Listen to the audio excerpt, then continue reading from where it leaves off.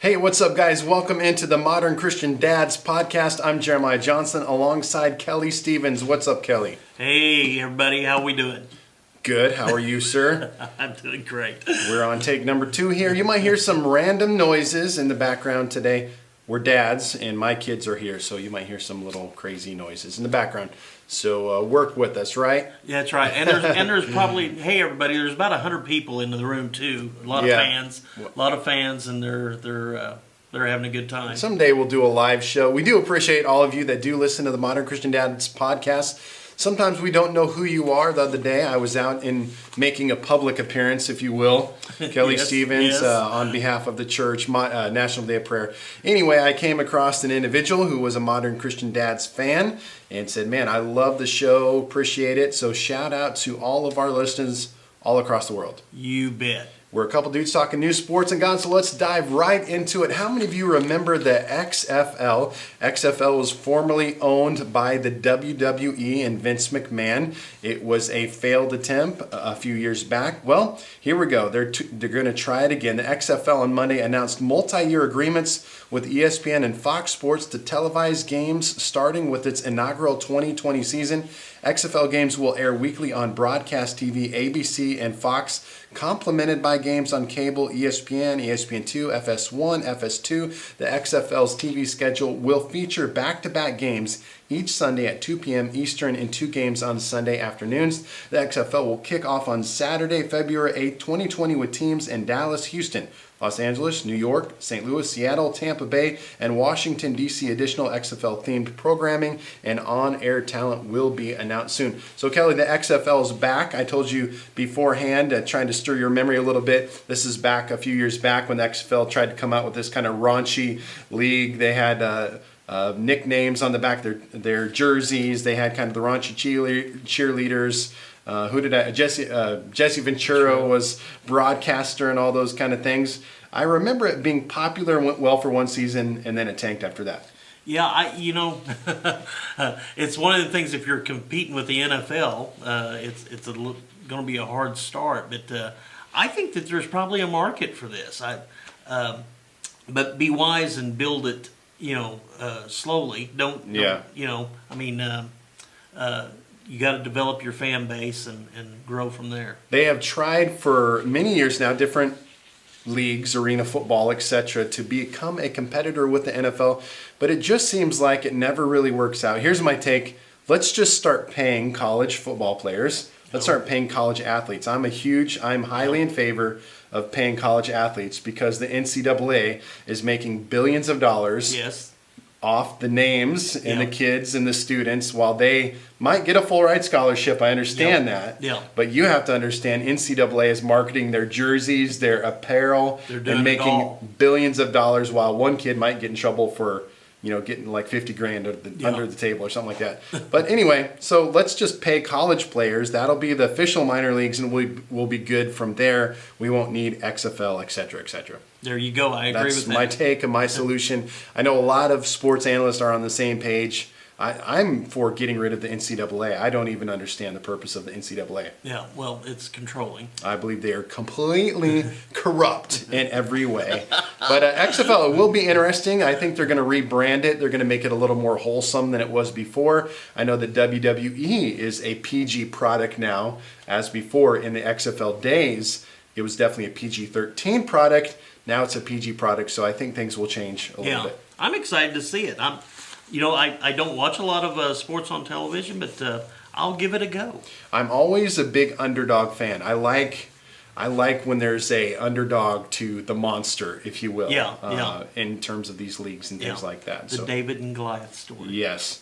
SNL Adam Sandler pays tribute to Chris Farley in hosting debut.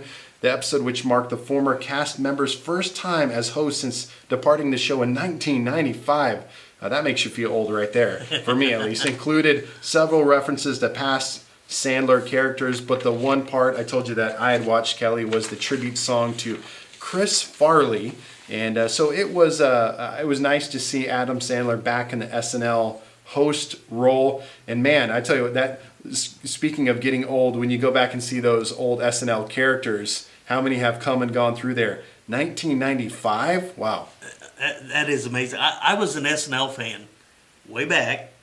I haven't been for a long time, many, many years. Yeah. Because I just don't think that the characters have been as good as what, those guys were class acts. I mean, They were legends, and Yeah. and I think it was probably about that time, '90s, mid '90s, when it started Yeah.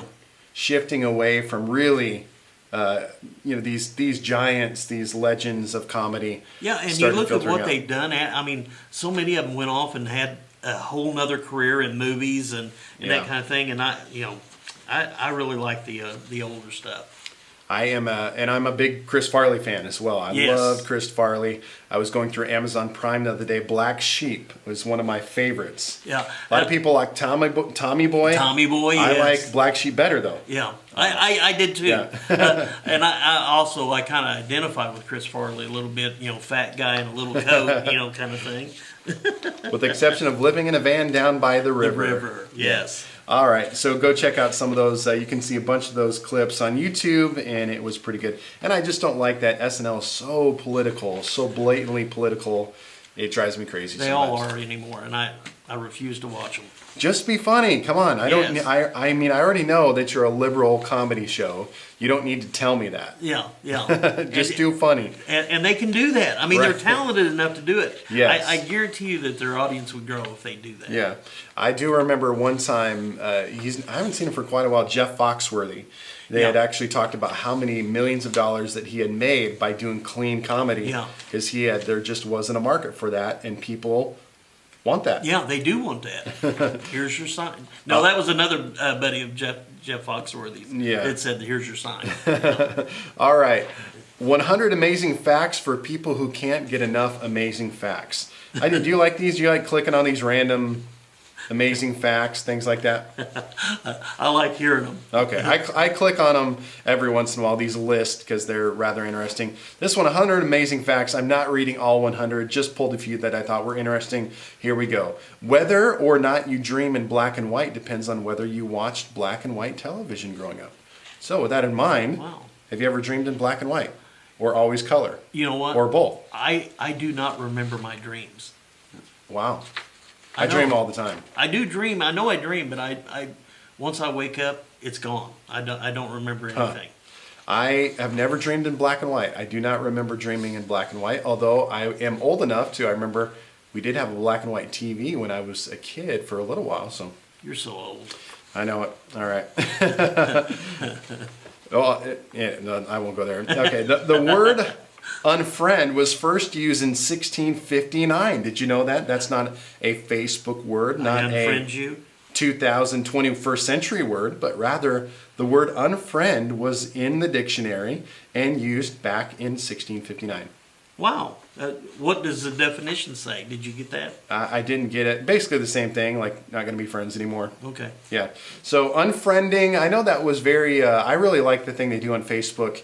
So instead of, if you want to get rid of someone on Facebook, I mean, you just straight up unfriend them. But a lot of times what that does, it sends you a notification like, Jeremiah just unfriended you.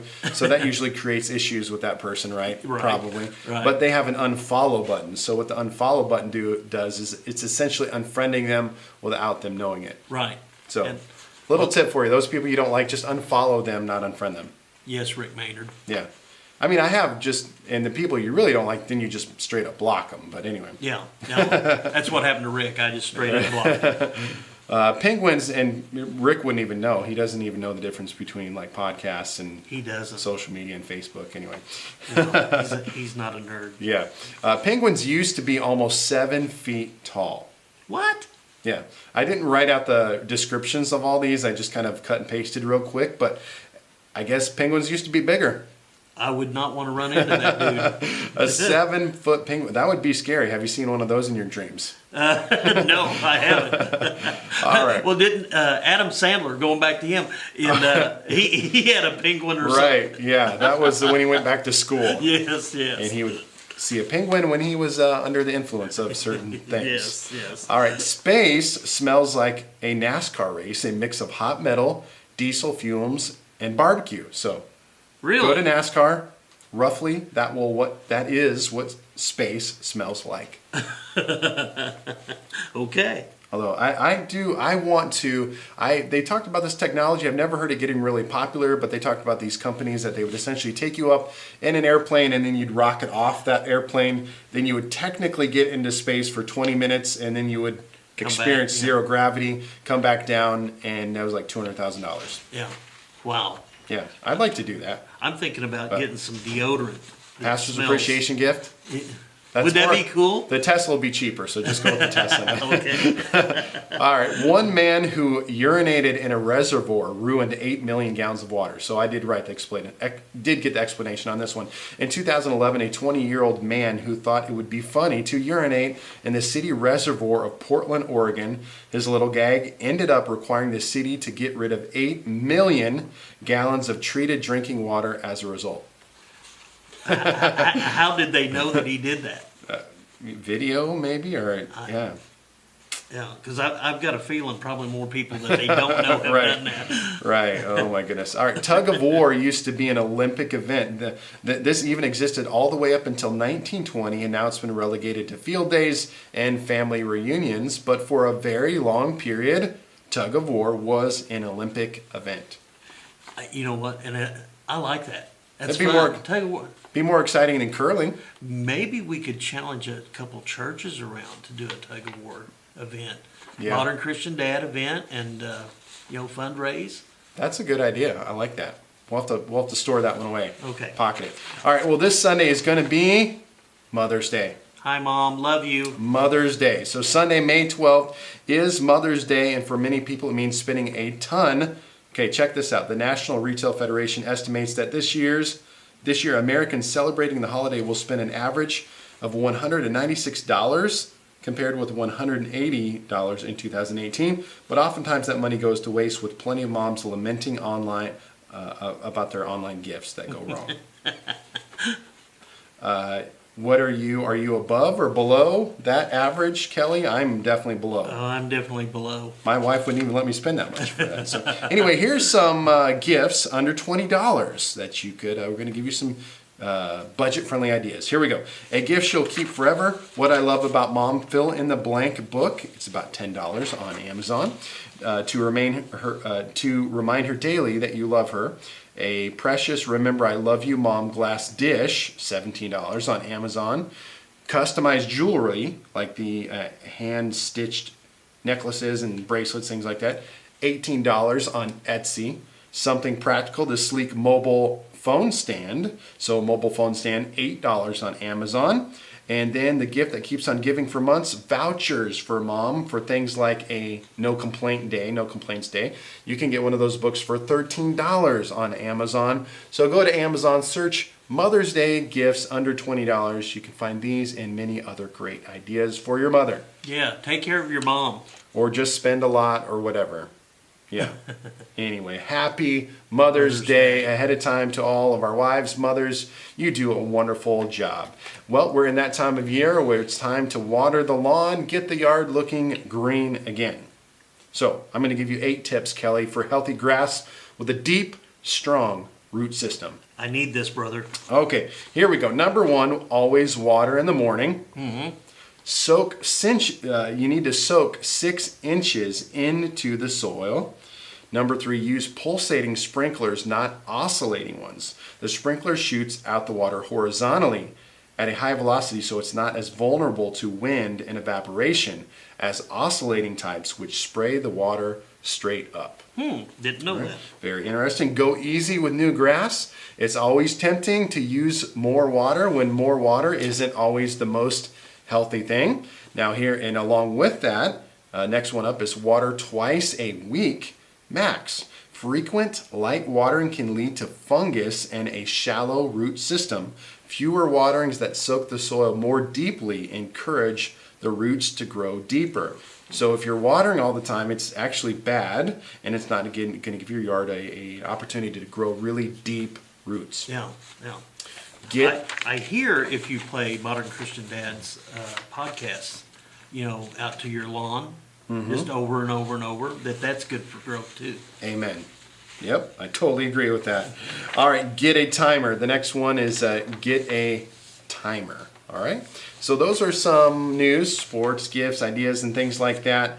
Wanted to just today in our spiritual encouragement, talking about going all in or let it go. And this is in regards to our Mother's Day, kind of on the Mother's Day theme about loving and caring for and ideas for our mothers. So I'm going to walk through some scriptures and we're going to talk through them and might give us some insight how we can love mothers and those in our life. 2 Samuel 12:24, then David comforted his wife Bathsheba and went into her and lay with her, and she bore a son, and she called his name Solomon, and the Lord loved him. So I was thinking about this issue of comforting our wives, that we need to learn as men how to comfort our wives. You know, I think We're that not that's always hard good at for that. guys. I mean, I think it really is a struggle for a lot of guys to comfort, feel vulnerable, you know. But Belinda would tell you that I'm probably really good at that.